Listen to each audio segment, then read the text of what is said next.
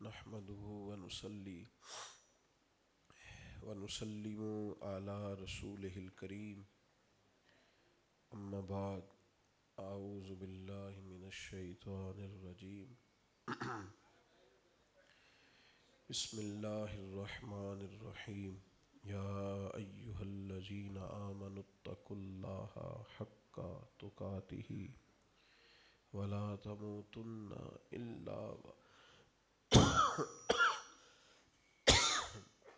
इल्ला व अंतुम मुस्लिमून सदक़ल्लाहुल अज़ीम। दुरूद शरीफ पढ़ लें। सलात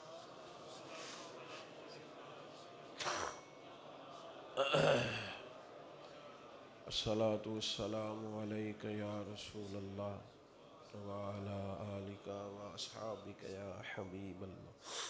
हम्दो सलात के बाद आली मर्तबत एहतराम हज़रात उलमाए किराम मशाइख सादात दोस्तों बुज़ुर्गों और भाइयों, इस्लाह मुआशरा के उन्वान से आज की इस बज़्म में हम सब हाजिर हैं। अल्लाह ताला एहतमाम करने वालों को बेहतरीन जज़ा अता फरमाए, हमारी हाज़री को कबूलियत का शर्फ़ अता करे, इखलास की तौफ़ीक अता फरमाए।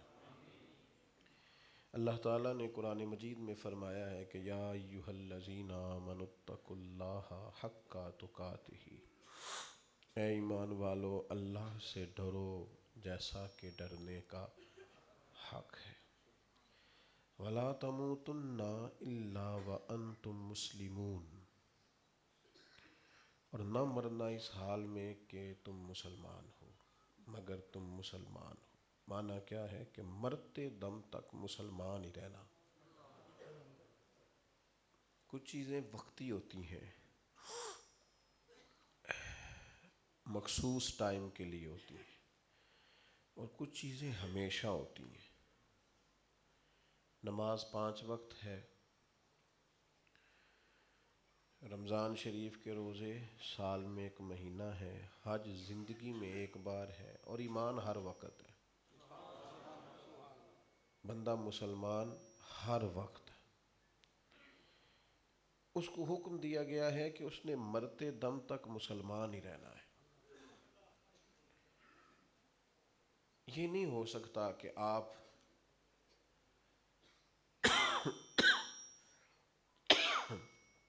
एक वक्त में आप ताजर हों और कहें कि मैं इस वक्त सिर्फ ताजर हूँ और माज़ल्लाह साथ मोमिन नहीं हूँ। आप जिस वक्त तिजारत कर रहे हैं उस वक्त भी आप मुसलमान हैं, और जिस वक्त नमाज़ पढ़ रहे हैं उस वक्त भी मुसलमान हैं। मस्जिद के अहाते में भी मुसलमान हैं और मस्जिद के बाहर भी मुसलमान हैं। आप कोई दीनी तारुफ रखते हैं, आप आलिम हैं, सूफ़ी हैं, दरवेश हैं, नात ख़ां हैं, वाइज़ हैं, कोई भी अल्लाह ने आपको तौफ़ीक दी है, दीनी तारुफ अता किया है, तब भी आप मुसलमान हैं। और आपका दीनी तारुफ नहीं है, आप कोई नौकरी करते हैं, जॉब करते हैं, फिर भी आप मुसलमान। ये इस्लाम हमा वक्त है, हमा वक्त। दोस्तों की महफ़िल में आपका लहजा अगर बड़ा अच्छा हो और घर के अंदर जाते ही आपकी तबीयत में तलख़ी आए, तो माना यह है कि इस्लाम को पूरी तरह ओढ़ा नहीं गया। एक मिजाज बनाया गया था, जब कुछ लोग मौजूद थे तो कुछ देर के लिए अपने आप को बदल लिया। इमाम बाकर रदी अल्लाह तआला अन्हु से एक शख्स ने यह कहा था कि हुजूर फ़लाँ आदमी जब तक ओहदे पे नहीं था तब तक ठीक था, इखलाक भी अच्छा था, मिलता भी था। चलें आपको समझाने के लिए कहता हूँ कि इलेक्शनों के दिनों में बिल्कुल ठीक था, और जब उसको ओहदा मिल गया है तो अब उसका अंदाज़ बिल्कुल तब्दील हो गया है, वो बात ही नहीं सुनता। तो इमाम साहब फरमाने लगे वो अब नहीं बदला, वो ओहदा लेने के लिए बदला हुआ था, अब अपनी असल सूरत पे आ गया है। अब जो उसकी असल कैफियत थी उस पे पहुंच गया। आपका अगर अंदाज 2-4 लोग आ गए हैं तो आपने कहा यार अब बंदे आ गए हैं, तो अब आप मीठा बोलने लगे हैं, लहजे को ठीक कर लिया है। जब बेतकल्लफ दोस्तों की महफिल आई है तो फिर बाज़ बातें आप ऐसी भी करते हैं जो आपकी पर्सनैलिटी से मैच ही नहीं करती। آپ کی شخصیت کا قد کاٹ اور تعارف اور ہے، لیکن آپ کی زبان سے نکلے ہوئے جملوں نے اس سارے تعارف کو زمین بوس کر دیا ہے۔ تو یاد رکھیے گا، معاشرے کی اصلاح اس وقت ہوتی ہے جب ہم اپنے تعارف کو جز وقتی نہیں رکھتے، کل وقتی کرتے ہیں۔ ہمہ وقت، جب تعارف ہمہ وقت، آپ کا تعارف جب اچھا ہوتا ہے، آپ کا لب و لہجہ جب ٹھیک ہوتا ہے، اور یہ کس طرح ٹھیک ہونا چاہیے؟ یہ سوچوں سے شروع ہوتی ہے بات۔ خیالات کو بھٹکنے سے اور سوچوں کو بکھرنے سے اور تصورات کو پراگندہ ہونے سے بچانا سب سے ضروری ہوتا ہے۔ آپ اور میں بعض اوقات تو ویسے سخت ہوتے ہیں اور بعض اوقات رد عمل کے طور پر بھی سخت ہو جاتے ہیں۔ کوئی شخص ایسا ملا جس نے بات ایسی کی تو رد عمل کے طور پر سخت ہو گئے۔ اگر تو آپ کا کوئی تعارف ایسا ہے کہ آپ کے مزاج میں سختی ہے تو اس کی بھرپور اصلاح کی ضرورت ہے، اور اگر آپ رد عمل کے طور پر بھی سخت ہوتے ہیں تو پھر بھی بعض چیزوں پر توجہ دینے کی ضرورت ہے۔ سوچوں کو ہمیشہ مثبت رکھنا اور اپنے آپ کو ہمیشہ تازہ دم رکھنا اور لوگوں کو گنجائش دینا، اس سے معاشرہ اصلاح پذیر ہوتا ہے۔ لوگ غلط نہیں ہوتے، اکثر ٹھیک ہوتے ہیں۔ ہمیں غلط اس لیے لگتے ہیں کہ ہمارے مطلب کے نہیں ہوتے، ہماری بات نہیں مانتے پوری طرح، جو ہم کہہ رہے ہوتے ہیں اس میں پوری ہاں میں ہاں نہیں ملاتے، لہذا ہمیں پھر اچھے بھی نہیں لگتے۔ ہمیں زیادہ تر وہ بندہ اچھا لگتا ہے کہ جیسے میں کہوں ویسے وہ کر لے، اور ذرا اگر وہ اپنی رائے دیتا ہے تو وہ ہمیں اچھا نہیں لگتا۔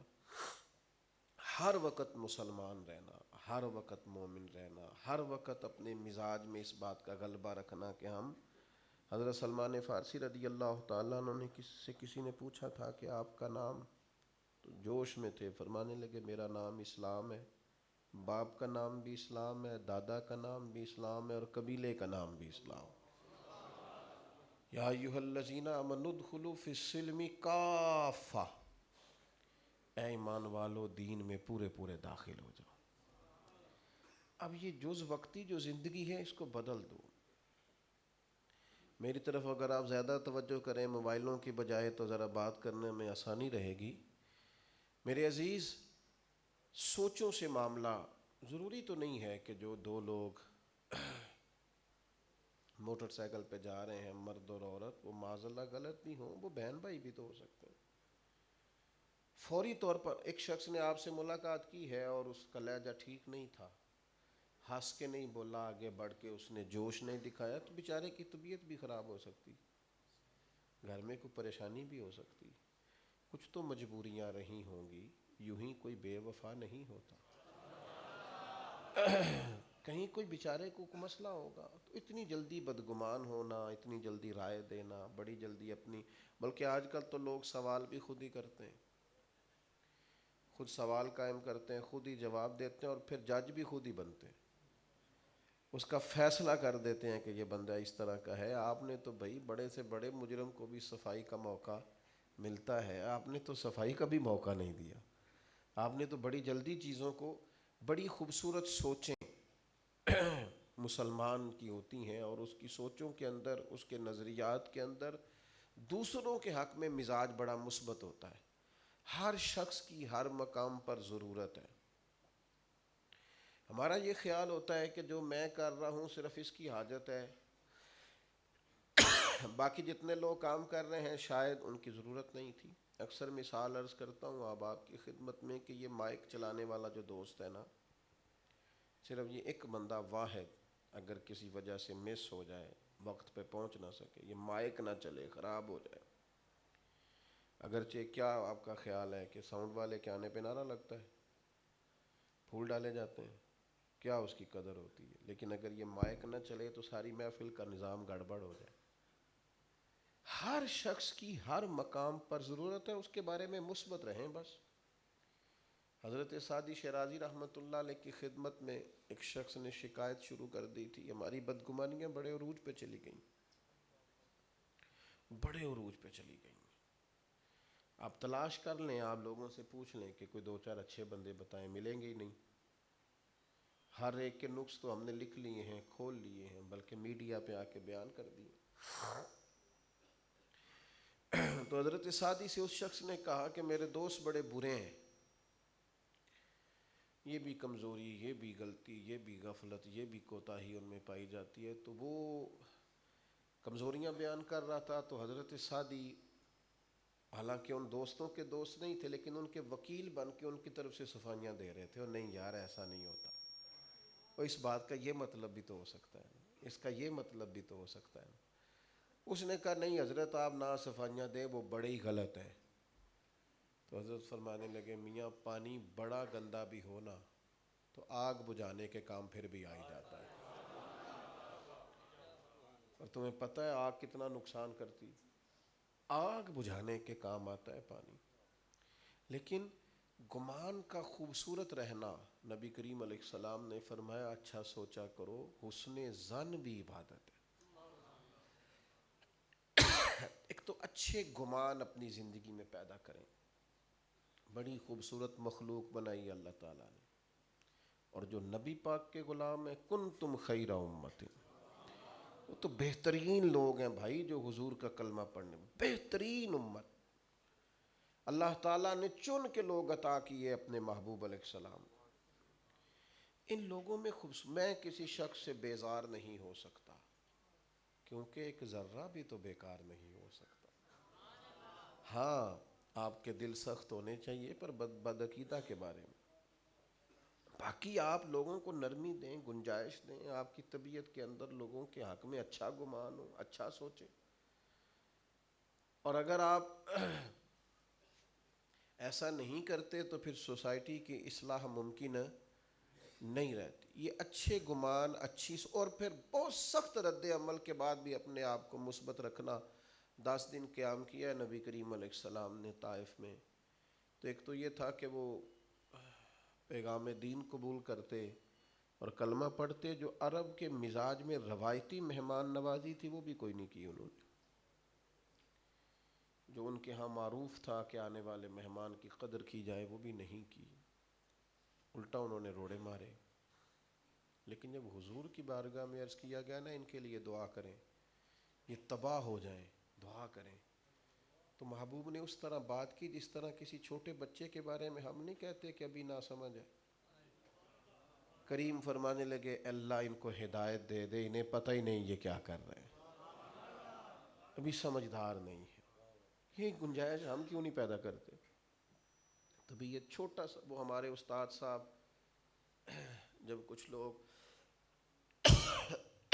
ادارے سے فارغ ہو رہے تھے تو جن کو انہوں نے زیادہ قابل سمجھا ان کو تدریس کے لیے مختلف جگہوں پر وہ روانہ کرنا چاہتے تھے، تو ان کو نصیحتیں کرتے کرتے انہوں نے ایک بات یہ ارشاد فرمائی کہ بیٹے آپ نے کسی طالب علم کی ضد نہیں پیدا کرنی۔ تو ایک دوست نے سوال کیا کہ شاگرد کی بھی ضد ہوتی ہے؟ کہنے لگے 100% ہوتی ہے۔ کہ وہ کس طرح؟ کہنے لگے کسی بچے نے کسی وقت غلطی کر دی، استاد نے اسے ڈانٹا، پھر جب ڈانٹا تو اس بچے نے شکایت کر دی اپنے گھر میں یا کمیٹی کو یا کسی کو، تو استاد صاحب کو جواب دینا پڑ گیا۔ اب وہ ذہن بنا لیتے ہیں تو میری شکایت لائی سی نا،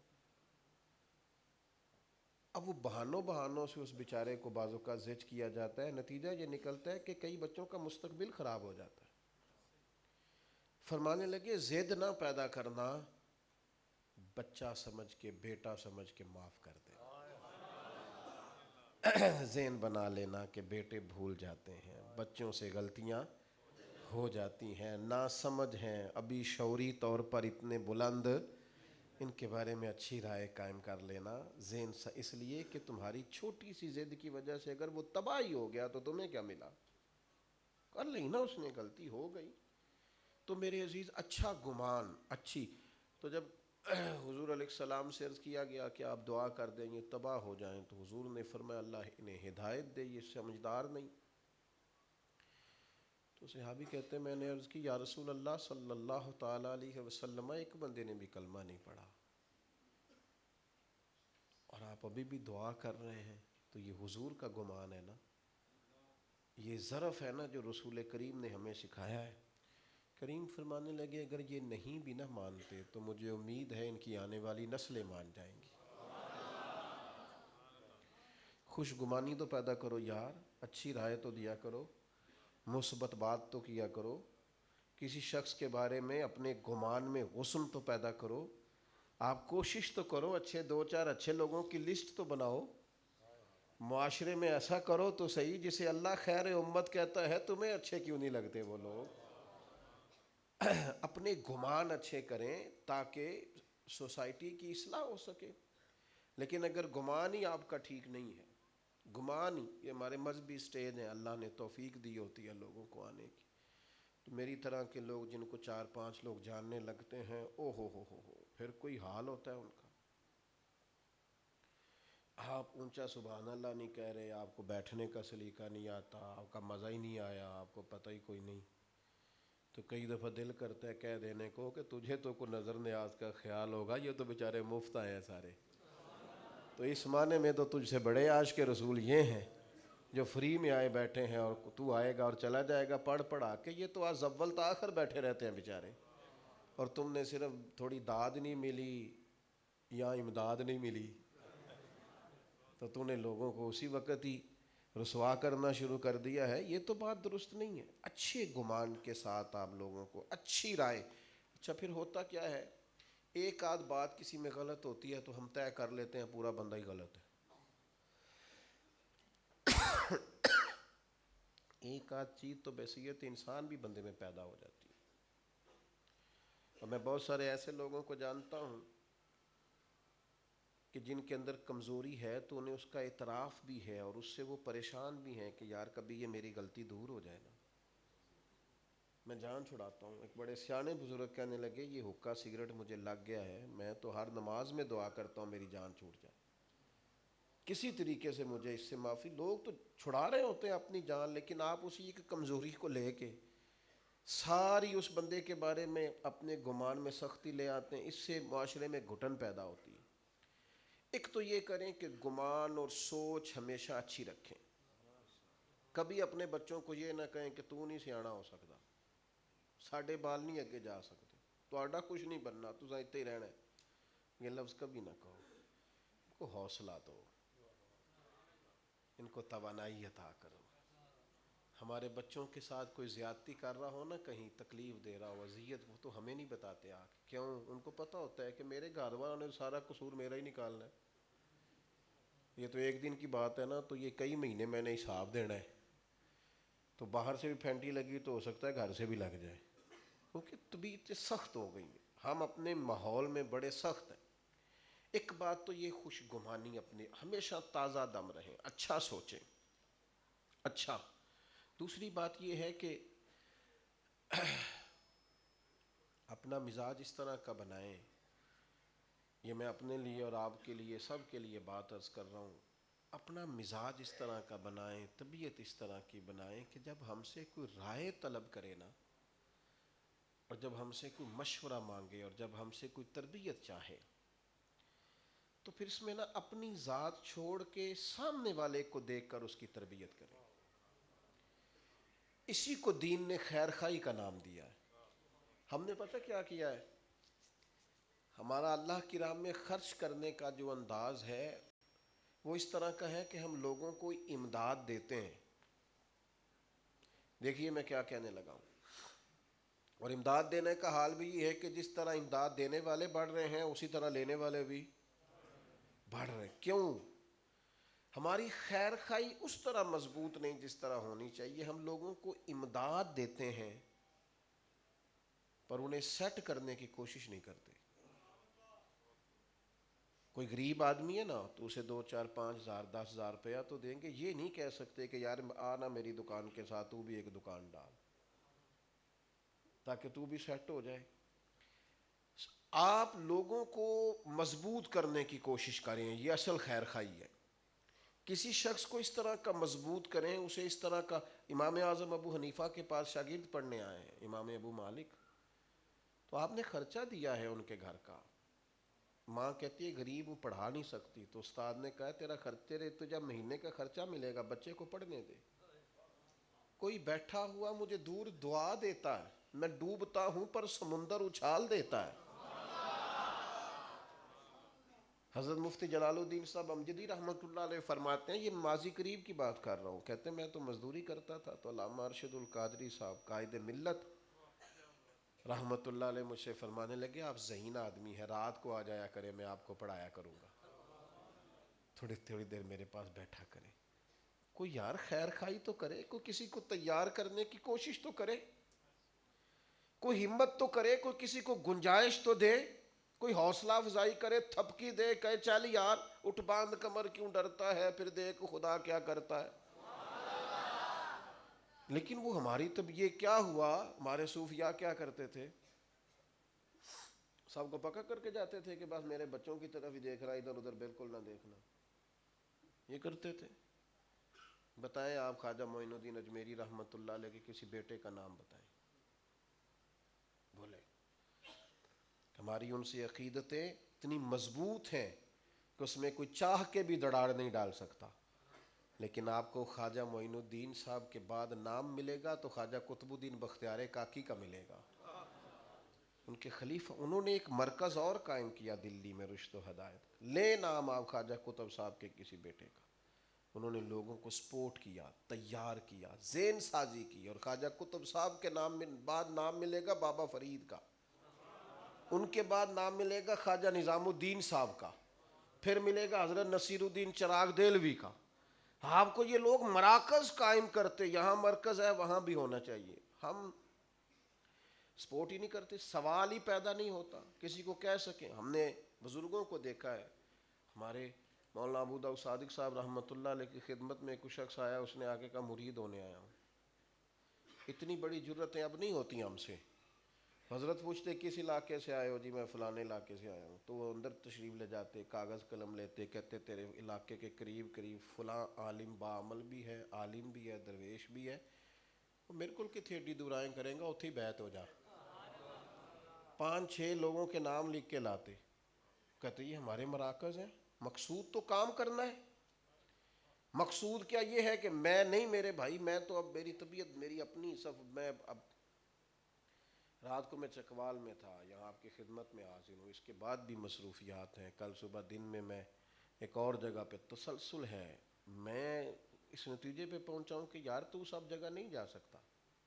بندے کی حیثیت ہوتی ہے نا، اللہ تعالیٰ نے جتنی حیثیت، اب میں یہاں بات کر رہا ہوں تو جو بندہ سیالکوٹ میں بات کر رہا ہے، لوگوں کو دین بتا رہا ہے، مجھے اس کی تائید بھی کرنی چاہیے، سپورٹ بھی کرنا چاہیے. جو کسی اور شہر میں ہے مجھے اسے سپورٹ کرنا چاہیے، اس لیے کہ میری اتنی حیثیت نہیں کہ سب جگہ اللہ رسول کی بات کر سکوں. تو جو جو کر رہا ہے وہ مجھے اچھا بھی لگنا چاہیے اور مجھے اس کی تائید بھی، ہر صحیح العقیدہ آدمی کی سپورٹ کرنی چاہیے تاکہ معاشرے مضبوط ہوں. لیکن ہم حوصلہ افزائی کا مزاج نہیں رکھتے، ہماری طبیعت اس طرح کی نہیں ہے. اللہ جانے کیا چاہتے ہیں. ایک خیر کا کام، خیر کا بہت گہرا جو ایک مزاج، ویسے تو ان کے دل اتنے مضبوط تھے کہ سوئی نہیں گزرتی تھی، لیکن ویسے کوئی ایسا گہرا معاملہ نہیں تھا. آپ ساری زندگی مقابلہ رہا ہے حضرت صدیق اکبر اور جناب فاروق اعظم کا، ساری زندگی مقابلہ رہا. حضرت عمر خود کہتے ہیں میرا دل کرتا تھا نیکیوں میں آگے گزروں، اور جناب صدیق اکبر جب بھی ان سے بات کرتے کہتے عمر تجھے تیری ماں روئے، تجھے کہا تو ہے کہ تھوڑا سا غور سے بات سن. ساری زندگی مقابلہ رہا.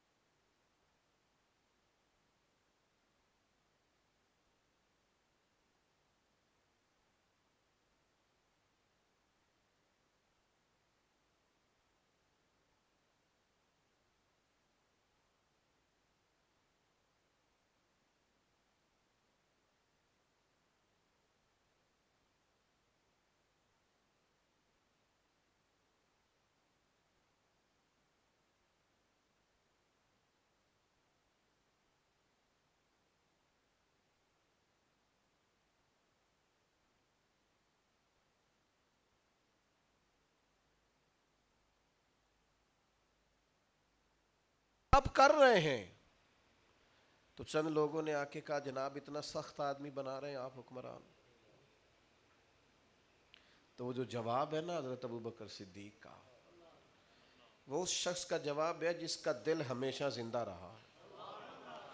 یہ اس شخص کا جواب ہے جس کی روح تازہ دم ہے اور جس کا دل اور روح ہمیشہ دروازہ رسول کی گدائی کرنے والا ہے.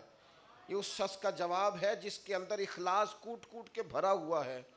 حضرت صدیق اکبر نے ایک شخص کو کہا ذرا مجھے سہارا دے کے بٹھاؤ نا. مجھ سے کہا جا رہا ہے سخت آدمی کو سہارا دے کے بٹھایا گیا تو فرمانے لگے میں دنیا سے جا رہا ہوں. اس وقت تو بڑا جھوٹا بھی سچ بولنے لگتا ہے، اور یہ تو وہ ہیں جنہیں امت صدیق اکبر کہتی ہے. بڑا جھوٹا بھی اس موقع پر سچ بولتا ہے. تو حضرت سیدنا ابوبکر صدیق فرمانے لگے میں نے جناب عمر کو اس لیے امیر بنایا ہے کہ اگر اللہ تعالیٰ نے مجھ سے پوچھا نا کہ محبوب کی امت کی ذمہ داری کس پر ڈال کے آئے ہو، تو عرض کروں گا مالک جو تیرے محبوب کی امت میں سب سے بہترین آدمی تھا اسے ڈیوٹی دے کے آیا ہوں. آپ میرے بھائی قبول تو کریں دوسروں کو، اتنا حوصلہ تو پیدا کریں. آپ نے ناراض نہیں ہونا. تاجر کبھی کسی دوسرے تاجر کا مشورہ نہیں دیتا. ڈاکٹر میں نے بعض دیکھے ہیں بعض اوقات بڑے حوصلے کا مظاہرہ کرتے ہیں، اور مجھے یہ بات بڑی اچھی لگتی ہے ڈاکٹر حضرات کے اندر.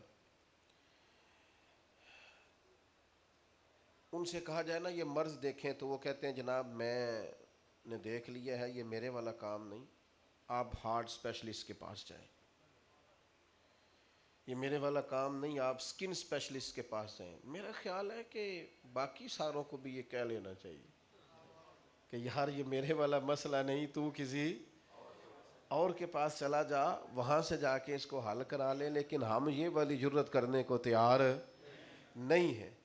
یہ جرت ہم نہیں کرتے، مزاج نہیں. آپ حوصلہ افزائی کریں. اور بھی زمانے میں خیر ہے، میرے علاوہ بھی بڑے سارے لوگ اچھے ہیں. خدا مجھے ایسی خدائی نہ دے کہ اپنے سوا پھر کچھ دکھائی نہ دے. اس سے باہر آئے. تیسری اور آخری بات جو آپ کی خدمت میں عرض کرنی ہے، معاشرے کی اصلاح کے لیے ضروری ہے کہ معاشرے میں فروغ علم کریں.